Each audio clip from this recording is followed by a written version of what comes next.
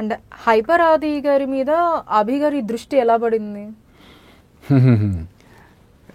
ఒకసారి నాకు ఫేస్బుక్లో మెసేజ్ పెట్టాడు అది, నేను ఒక షార్ట్ ఫిల్మ్ చేశానన్నా చూడండి అని చెప్తే, నేను ఆ రోజు టైం ఉండి చూస్తే బాగుంది అని చెప్పి కమెంట్ పెట్టా, good will meet and work together some time అని చెప్పేసి పెట్టా. వచ్చేసాడు మనోడు అన్నపూర్ణ స్టూడియోస్కి వచ్చేసి, అన్న ఆ రోజు పెట్టారు మీరు మెసేజ్ కదా అంటే, ఓకే అంటే అలా అలా వచ్చాడు. సరే రోజు వచ్చి అన్న అబ్జర్వేషన్ కోసం వచ్చి చూస్తానన్న అంటే ఓకే అన్నాము.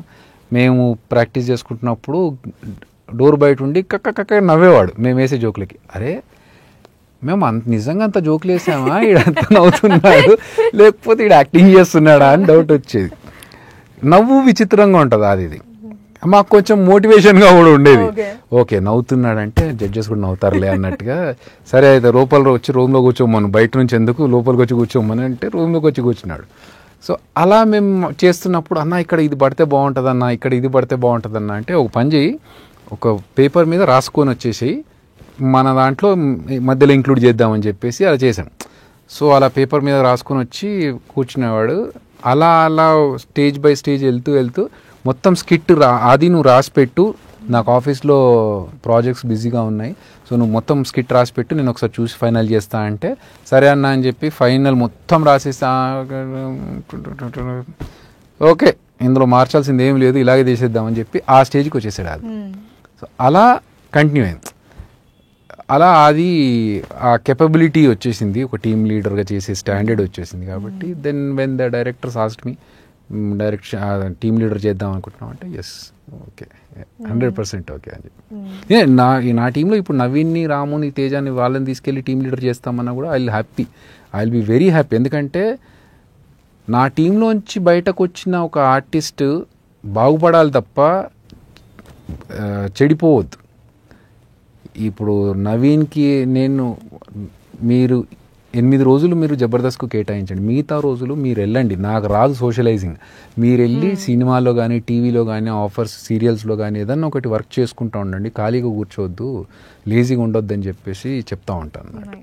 ఇప్పుడు మీ టీంలో చేసిన హైపర్ ఆది గారు ఒక సెక్షన్ ఆఫ్ ఆడియన్స్ ఆయన కోసమే జబర్దస్త్ చూసే, ఒక సెక్షన్ కాదు ఆల్ సెక్షన్స్ నిజంగా చెప్పాలంటే. ఎందుకంటే punches Aadi is expert. So maximum వ్యూవర్స్లో maximum people watch for Aadi. మీరేమన్నా క్రెడిట్ తీసుకోవడానికి ఇష్టపడతారా, దట్ అంటే నేను కనుక్కున్నాను అని అలా ఏమన్నా? లేదండి, అంటే ఒక డైమండ్ ఉంటే డైమండ్ తీసుకొచ్చి షాప్లో పెట్టినంత మాత్రాన తయారు చేసింది మర్చెంట్ కాదు.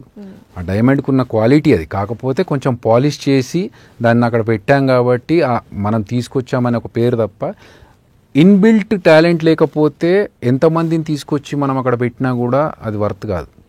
సో ఆయనకు ఆదికి ఉంది టాలెంట్ కాబట్టి ఆ టాలెంట్తోనే ఇంకా కంటిన్యూ అవుతున్నాడు తప్ప, నేను తీసుకొచ్చి అక్కడ పెట్టాడంటే అట్లేం లేదు, అది తప్పది.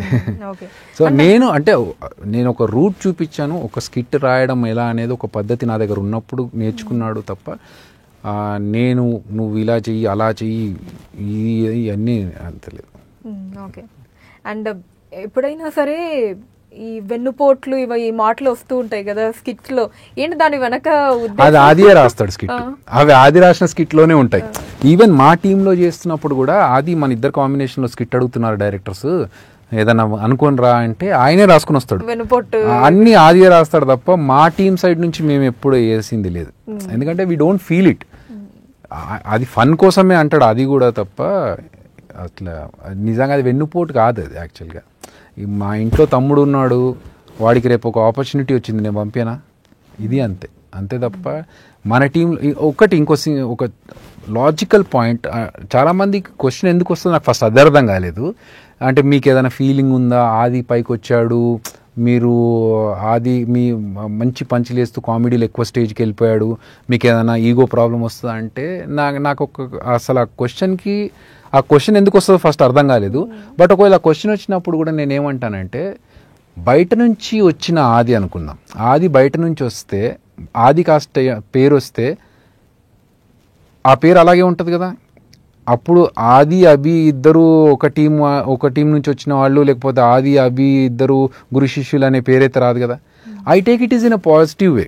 ఇప్పుడు ఆది నా టీం నుంచి వచ్చి టీం లీడర్ అయ్యాడు కాబట్టి నన్ను ఒక గురువుగా భావిస్తున్నాడు, నాకు ఒక స్టాండర్డ్ వచ్చింది, నాకు ఒక పేరు వచ్చింది అనేది హ్యాపీగా ఫీల్ అవుతాను. అంతే తప్ప ఆడెందుకు పైకి వచ్చాడరా ఎందుకు వస్తుంది ఆ డౌట్, అసలు ఆ క్వశ్చన్ ఎందుకు వస్తుందో అర్థం కాదు నాకు. ఫస్ట్ ఆఫ్ ఆల్ అంటే మీ గురించి కొంచెం తెలిసిన వాళ్ళైతే అట్లీస్ట్ కొంచెం బేసిక్ పాయింట్స్ తెలిసిన వాళ్ళైతే మేబీ ఈ క్వశ్చన్ అడగలేము, అందుకే నేను కూడా అడగలేదు. అండ్ చాలా మంది అడిగారు మీకేమైనా జెలస్గా ఫీల్ అవుతుంది అంటే, జెలస్ ఎందుకు, ఇప్పుడు నా టీం నుంచి వచ్చాడని చెప్పి నేను హ్యాపీగా ఫీల్ అవ్వాలి. అది బయట నుంచి వచ్చి అంత పేరు తెచ్చుకునే బదులు నా టీం నుంచి వచ్చినప్పుడు నాకు ఇంకా హ్యాపీగా ఉంటుంది కదా. నా టీం నుంచి వచ్చి పేరు తెచ్చుకున్నాడు, నాకు ఒక పేరు వచ్చింది అనేది హ్యాపీనెస్ ఉంటుంది. ఇలాంటి ఇంట్రెస్టింగ్ వీడియోస్ కోసం తప్పకుండా మా ఛానల్ని సబ్స్క్రైబ్ చేయండి.